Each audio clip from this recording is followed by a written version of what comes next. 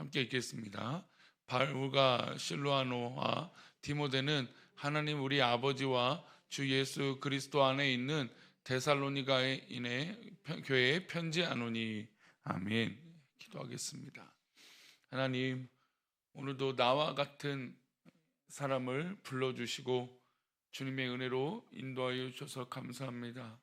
하나님, 우리가 늘 주님의 은혜 가운데 어린아이 같이 기쁨으로 또 은혜를 사모하며 나아가는 우리 새벽에 기도하는 성도들 되도록 인도하여 주옵소서. 믿음의 주여 온전하게 하신 주님을 바라보며 우리가 흔들리지 아니하고 오직 주님만 바라보게 하여 주시옵소서. 주께서 사랑하시는 믿음의 백성들을 더 굳건하게 하여 주시고 강건케 하여 주시기를 원하오며, 이 시간 2,000번째로 드려진 예물과 또 범사에 감사하여 드려진 예물을 기뻐 받아 주옵시고, 말씀을 나눌 때에 주님 함께하여 주시옵소서. 감사하옵고 거룩하신 예수 그리스도 이름으로 기도리옵나이다. 아멘.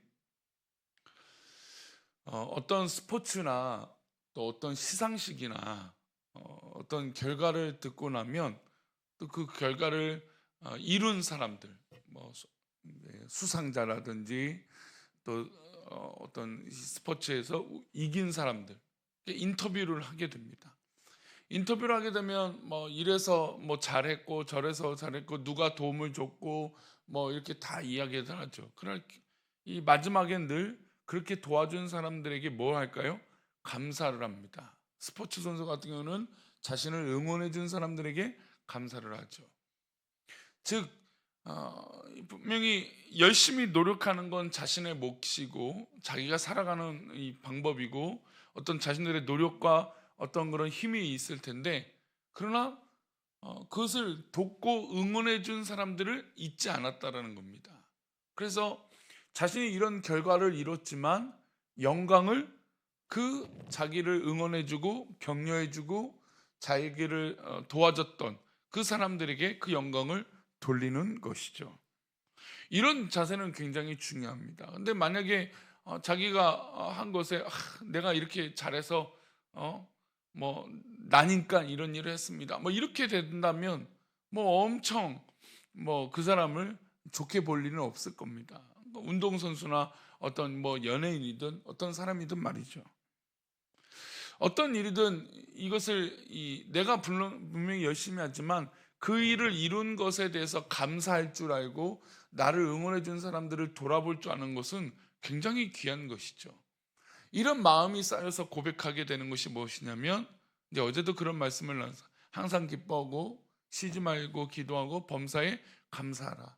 이 감사의 이 모습이 바로 여기서 나오는 것이죠. 물론 내가 최선을 다해서 열심히 살지만 나를 격려하고 나를 응원해주고 나를 지지해주는 사람들을 위해서 감사할 줄 아는 것, 무엇보다 믿음의 사람들은 하나님이 나를 그렇게 인도하여 주시고 있다는 것을 믿고 감사할 줄 아는 것은 굉장히 중요한 신앙의 고백이 되는 것입니다. 바울 사도는 서신서마다 늘 자신이 감사하다라고 하는 표현을 씁니다. 굉장히 바람직한 모습이죠. 하나님은 보이지 않으시나 능력으로 함께하여 주시고 우리 삶의 주체가 되시고 모든 일의 근원이 되시기 때문입니다.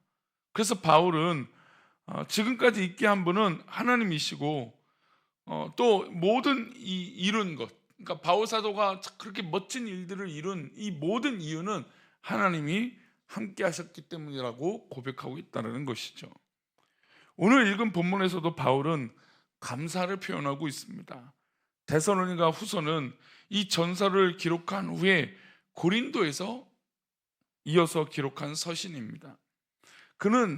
바울 사도는 데살로니가 교회가 고난 가운데서도 흩어지지 않고 교회를 이루고 참 멋진 사역들을 감당하는 모습에 칭찬과 격려를 했습니다. 그런데 이제 후서에 와서는 어떤 내용이 담기냐면, 이 고난 가운데 어려움이 있고 힘든 것이 있지만 결국엔 종말의 때가 있다, 주님 다시 오실 때가 있다라는 것을 말합니다. 그리고 그때 어떤 태도, 어떤 자세가 있어야 되는지 나누고 있는 것이 바로 이 데살로니가 후서의 내용이죠. 무엇보다 1장에서는 이 종말의 때를 살아가는 우리들이 적극적으로 감사할 줄 알아야 된다라는 이야기를 하고 있습니다. 우리 그 전에 1절과 2절 함께 보겠습니다. 바울과 실로아노와 디모데는 하나님 우리 아버지와 주 예수 그리스도 안에 있는 데살로니가인의 교회에 편지하노니 하나님 아버지와 주 예수 그리스도로부터 은혜와 평강이 너에게 있을지어다. 바울이 서신서 처음마다 서두마다 이런 표현들을 쓰죠. 누구에게 편지를 하는데 은혜와 평강이 너에게 있을지어다라고 축복의 말들을 합니다. 근데 이 빠뜨리지 않고 표현 중에 바로 은혜와 평강을 얘기하고 있습니다. 그는 평강과 은혜라고 말하지 않고 은혜와 평강으로 말합니다. 왜 이게 중요할까요? 우리는 평화를 이루고 평강을 이루고 은혜라고 말하는 것을 익숙합니다. 그러나 바울 사도는 언제나 은혜를 먼저 이야기하는 것이죠. 이거 굉장히 중요합니다. 우리의 상황 가운데 지금 이 데살로니가 교회는 핍박을 받고 있다고 했잖아요.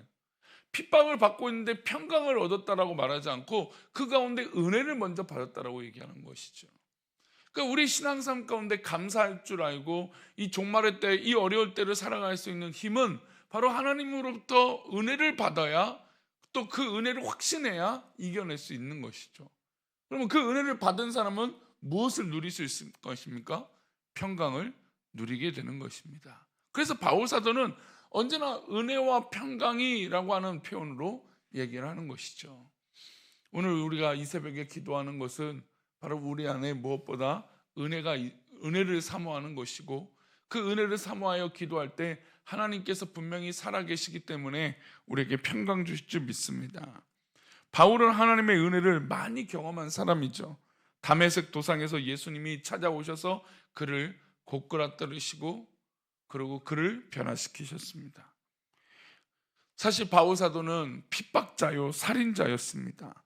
하지만 예수를 믿는 사람들을 넘겨주는 사람에서 이제는 예수님을 인하여 그 은혜를 고백하고 자신이 이렇게 변화된 것을 고백했던 것이죠. 주님이 먼저 찾아왔다는 것을 잊지 않은 것이 바로 바울 사도입니다. 그렇게 위대한 사역을 감당한 사람도 예수님이 먼저 찾아오셨기 때문에 자신이 변화됐다는 것을 늘 고백했다는 것이죠. 우리 또한 그래야 되는 것이죠. 우리가 어떤 무엇이 있고 어떤 대단한 노력이 있어서가 아니라 그 이전에 예수님이 우리를 택하시고 하나님이 우리를 택하시고 우리를 구원하여 주셨고 우리를 만나 주셨다는 것을 언제나 고백해야 되는 것입니다. 이게 바로 은혜죠. 주님은 그를 이방인들을 위해서 그를 빛으로 사도로 택하여 주신 것입니다. 놀라운 주님의 은혜인 것이죠. 그리고 바울 사도가 회심한 후에 교회를 위해서 열심히 일하고 했습니다. 그러나 그를 만나주는 사람이 있었을까요? 처음엔 없었습니다. 그를 경계하고 의심했습니다. 그러나 누가 그를 맞아줍니까? 바나바가 맞아주죠. 그를 데리고 사도들 앞에 가서 소개해 줍니다. 바울이 일할 곳이 없었는데 하나님은 그에게 안디옥 교회를 만나게 하셨죠. 예수님이 그를 찾아오신 것, 바나바를 만난 것, 좋은 교회를 만난 것은 그가 원해서 된 것이 아니라 전적인 하나님의 은혜였던 것이죠. 바울은 이것을 잘 알고 있기 때문에 서신서마다 은혜와 평강이 있을지어다라고 고백하고 있는 것입니다. 평강은 은혜를 받은 자가 이 땅에서 누리는 하나님의 선물입니다. 우리 이 새벽에 기도하는 성도님 가운데 은혜가 있기를 축원합니다. 그리고 더불어 하나님이 주시는 이 선물인 평강의 은혜가 있기를 축원합니다.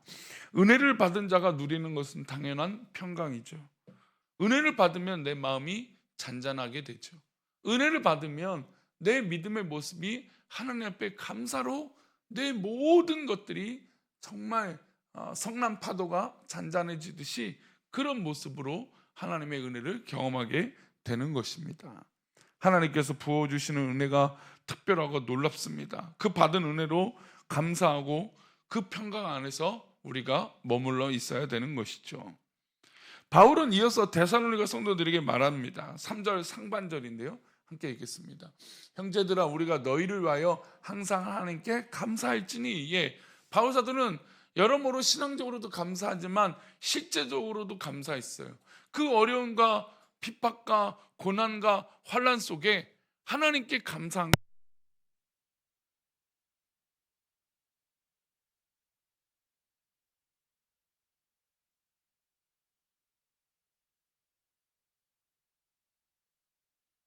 것도 받지 못하는데 스스로 교회를 지키고 그 환난을 극복해 나갔다는 것이죠. 그리고 그 무엇에 감사한지 3절 하반절과 4절에 이렇게 고백합니다. 함께 읽겠습니다. 이것이 당연함은, 이제 감사함은 감사한 것이 당연하다는 거죠. 이것이 감사함은, 당연함은 너희의 믿음이 더욱 자라고 너희가 각기 서로 사랑함이 풍성함이니, 그러므로 너희가 견디고 있는 모든 박해와 환난 중에서 너희 인내와 믿음으로 말미암아 하나님의 여러 교회에서 우리가 친히 자랑하노라. 예, 바울 사도가 데살로니가 교회 성도들을 보고 감사하다라고 말할 수 있는 것은 그것이 너무나 당연했습니다. 왜냐하면 믿음이 자라고 있고 서로 사랑하고 있고, 그리고 이렇게 견디고 있는 모든 것, 이 박해와 환난 중에서 너희 인내와 믿음으로 말미암아 하나님이 여러 교회에서 우리가 친히 자랑할 만큼 이렇게 성장하고 있다는 겁니다. 이것은 데살로니가 성도들이 믿음이 자라고 사랑으로 수고하고 더욱 풍성해지는 인내로, 우리가 데살로니가 처음 서론에 나왔던 바로 이 모든 모습들이 이 데살로니가 교회 가운데 나타나고 있는 것입니다. 그래서 바울 사도는 감사하고 있는 것이죠. 데살로니가 1장에서 믿음의 역사와 사랑의 수고와 소망의 인내라고 표현했잖아요. 그러니까 그 표현의 모습이 지금 데살로니가 후서를 쓰고 있는 바울 사도에게 계속 이 데살로니가 교회를 보면서 느껴지고 보여지고 있다는 겁니다. 믿음이 머물러 있지 않고 자라고 성장하는 것, 사랑이 머물러 있지 않고 풍성해지는 것, 인내로서 환난을 극복하는 것, 이 모든 것을 하나님께 감사하고 있는 것입니다. 그래서 바울은 성도들의 성장을 자신의 공로로 여기지 않습니다. 이게 여기서부터 중요한 거예요. 이런 데살로니가 교회의 성장과 하나님 앞에 이렇게 바로 서고 있는 모습이 참 감사한데, 이 모든 모습을 자신의 어떤 수고와 노력으로 보는 것이 아니라 하나님께 그저 감사할 뿐이라고 고백하고 있는 것이죠.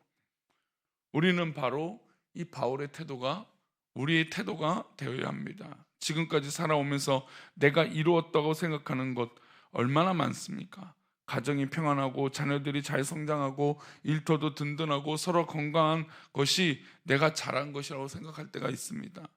만약 그렇게 생각한다면 하나님께 돌아갈 영광을 가로채는 것이죠. 하나님께 감사하시기 바랍니다. 그래야 우리의 영혼이 풍성해지고 풍요로워지는 것이죠. 바울은 1장을 마무리하면서 하나님께 영광을 돌립니다. 12절입니다. 함께 읽겠습니다. 우리 하나님과 주 예수 그리스도의 은혜대로 우리 주 예수의 이름이 너희 가운데서 영광을 받으시고 너희도 그 안에서 영광을 받게 하려 함이라. 예, 우리가 만약에 영광을 받고 싶으면 그 전에 선행되어질 게 무엇입니까?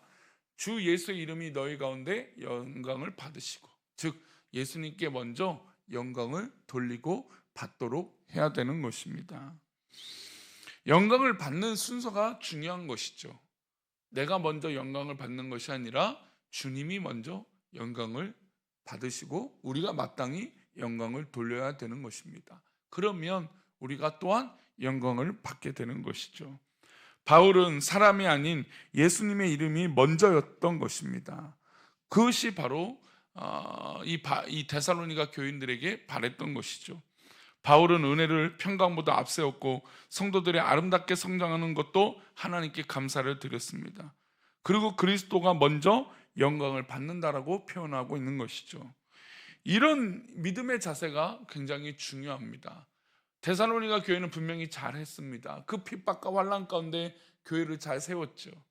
근데 그 모든 것이 하나님의 은혜요, 하나님 주신 이 평강이요, 하나님께서 허락하신 감사의 조건이요, 우리가 마땅히 돌려야 될 영광인 줄 믿습니다. 우리 주어진 삶에 늘 이런 신앙의 고백이 있어 주님께 가까이 가는 우리 모두가 되시기를 축원합니다. 기도하겠습니다. 하나님 아버지, 오늘 하루도 우리가 살아갈 때 나에게 은혜를 허락하여 주신 주님의 은혜를 감사하고 모든 영광을 돌리며 또 우리 주어진 삶에서 정말 감사할 수 있는 우리의 신앙의 삶이 되도록 인도하여 주옵소서. 우리 입에서 불평이 사라지고 우리 입에서 불만이 사라지고 우리의 믿음의 모습 속에 오직 주님의 것만 가득할 수 있도록 은혜를 내려 주옵소서. 우리를 그렇게 인도하여 주실 것을 믿사옵고 거룩하신 예수 그리스도 이름으로 기도 올려옵나이다. 아멘.